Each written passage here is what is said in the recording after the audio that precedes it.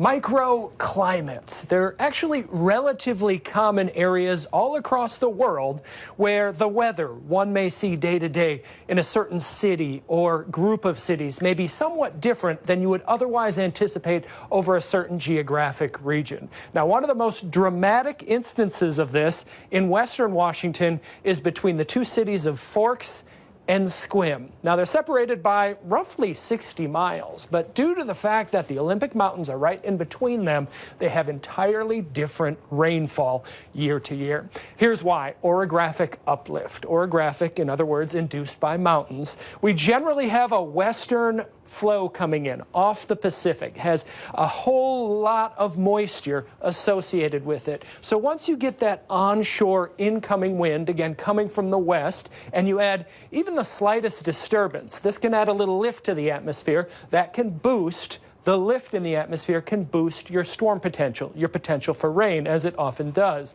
This can generate a whole lot more rain on the windward side of the mountains, whereas on the backside or downwind, that air is much drier, as most of that moisture has already been taken out of the air in the form of rain.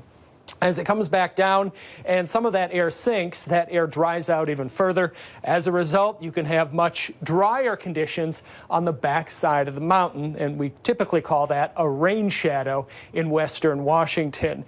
It is so dramatic that in Forks, again, our rainfall typically averages 120 inches a year and maybe as high as 160 inches. And then you go to Sequim, where the average rainfall is only 16 inches. And people in western Washington are well aware of this.